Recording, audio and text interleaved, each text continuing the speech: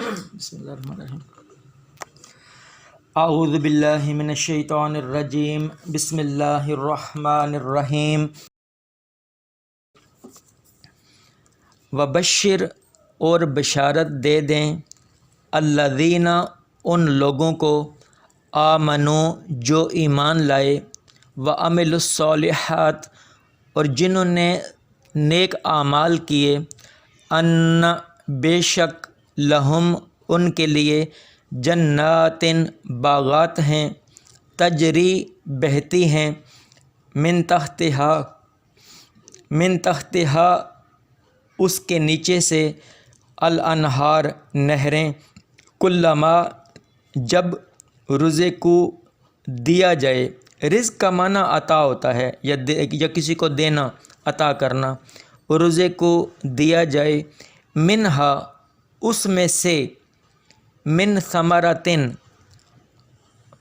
بعض پھل یا کوئی پھل، رزقن، کھانے کے لیے۔ اب آگے جو رزقن آ گیا اس کا ہم ترجمہ کر دیں گے کھانے کے لیے۔ قولو، کہیں گے، ھذا، یہ، الذی، وہ ہے جو، رزقنا، ہم کو ملا تھا۔ رزقنا، ہم کو ملا تھا، کب؟ دنیا میں، من قبل، اس سے پہلے۔ یعنی کہ جو جنت میں پھل دیے جائیں گے وہ بھی دنیا کے پھلوں کے مماثل ہوں گے، ملتے جلتے ہوں گے۔ جیسے ہم اس دنیا میں سیب کھاتے ہیں تو جنت میں بھی سیب ہی ہوں گے، وہ دیکھنے میں ایک جیسے ہوں گے مگر ذائقے میں فرق ہوگا، ذائقے میں وہ بہت اعلیٰ اور بلند ہوں گے۔ تو قالو، کہیں گے، ھذا، یہ، الذی، وہ ہے جو، رزقنا، ہم کو ملا تھا، من قبل، اس سے پہلے، یعنی کہ دنیا میں۔ وَأُوتُوا، اور دیا جائے گا، بِہِ، اس جیسا، متشابہن، ہم شکل، یعنی کہ ملتا جلتا۔ وَلَهُمْ، اور ان کے لیے، فِيهَا، اس میں، اب یہاں دیکھیں مؤنث کی ضمیر ہے، جنت چونکہ مؤنث ہے تو فِيهَا، اس میں، یعنی کہ اس جنت میں۔ وَلَهُمْ، اور ان کے لیے، فِيهَا، اس جنت میں، یہاں کی ضمیر جنت کی طرف جاتی ہے۔ ازواجن، بیویاں ہوں گی، مطہرۃ، پاکیزہ، وہم، اور وہ، فیہا، اس میں، یعنی کہ اس جنت میں، خالدون، ہمیشہ ہمیشہ رہیں گے۔ اسی کو میں لفظی ترجمہ دوبارہ کرتا ہوں۔ وبشر، اور خوشخبری سنا دیں، الذین، ان لوگوں کو، آمنو، جو ایمان لائے، وعملوا الصالحات، اور جنہوں نے نیک اعمال کیے، ان، بے شک، لہم، ان کے لیے، جنات، باغات ہوں گے، تجری، بہتی ہیں، من تحتہا، ان کے نیچے سے، الانہار، نہریں، کلما، جب، رزقو، رزق دیا جائے گا یا عطا کیا جائے گا، منہا، ان میں، من ثمرتن، کوئی پھل، رزقن، کھانے کے لیے۔ قالو، کہیں گے، ھذا، یہ، الذی، وہ ہے جو، رزقنا، دیا گیا تھا ہمیں، من قبل، اس سے پہلے۔ وَأُوتُوا، اور دیا جائے گا، بِہِ، اس جیسا، متشابہن، ملتا جلتا، ہم شکل۔ وَلَهُمْ، اور ان کے لیے، فِيهَا، اس جنت میں، ازواجن، بیویاں ہوں گی، مطہرۃ، پاکیزہ، وہم، اور وہ، فیہا، اس میں، یعنی کہ جنت میں، خالدون، ہمیشہ ہمیشہ رہیں گے۔ یہ لفظی ترجمہ تھا، ابھی میں بامحاورہ ترجمہ عرفان القرآن سے بیان کرتا ہوں۔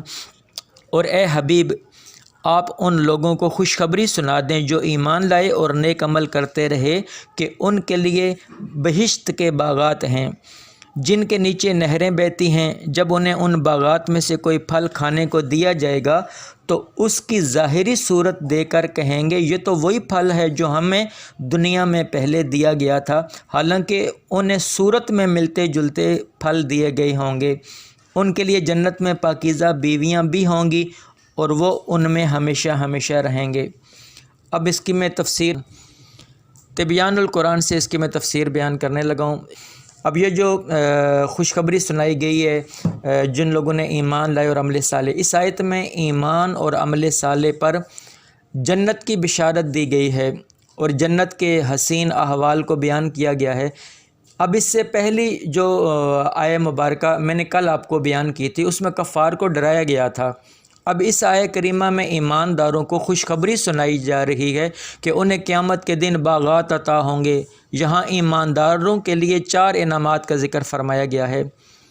نمبر 1 جنت کی خوشخبری، نمبر 2 جنت کے پھلوں کی عطا، نمبر 3 پاکیزہ بیویوں کا ملنا، اور نمبر 4 ان انعامات کا ہمیشہ نصیب رہنا، یعنی کہ وہ ہمیشہ وہ انعامات ان کے پاس رہیں گے، وہ جنت میں رہیں گے۔ یہ خوشخبریاں ان لوگوں کے لیے ہیں جو ایمان بھی لائے اور اعمال بھی اچھے کیے۔ لیکن ایک بات قابل غور ہے کہ پہلے ایمان کا ذکر ہے، پھر عمل صالح کا۔ تو معلوم ہوا کہ جو ایمان ہے یہ مرکز و محور ہے، اس کو مرکزیت حاصل ہے، اور عمل صالح کو نہیں۔ عمل صالح عمل بعد کی بات ہوتی ہے، لیکن ایمان پہلے ہے۔ اگر کوئی شخص بغیر ایمان کے اچھے اعمال کرتا ہے، ایمان کا مطلب ہوتا ہے آمنت باللہ، جیسے ہم ایمان مفصل پڑھتے ہیں، اللہ پر ایمان، اللہ کو ماننا، اس کے رسول کو ماننا، کتابوں کو ماننا، تقدیر کو ماننا، یہ ٹوٹل جو ایمان ہوتا ہے۔ اگر کوئی شخص بغیر ایمان کے اچھے اعمال کرتا ہے تو اس کے لیے آخرت کے یہ انعام نہیں ہوں گے، بلکہ ان کے ان اچھے کاموں کا صلہ دنیا میں ہی دے دیا جائے گا۔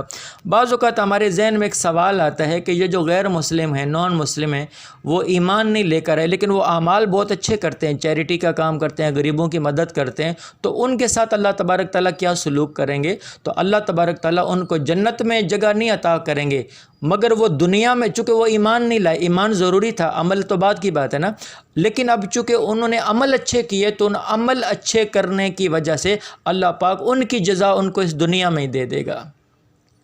ٹھیک ہو گیا؟ تو اچھے کاموں کا صلہ دنیا میں ان کو دے دیا جائے گا۔ ایمان ایک مضبوط بنیاد ہے اور عمل صالح اس پر چنی گئی عمارت ہے۔ اگر بنیاد مضبوط ہے تو شدید بارش ہو یا سیلاب کا ریلا، مکان بچ جائے گا۔ عمارت کمزور بھی تھی تو بچ جائے گی کہ بنیاد مضبوط تھی۔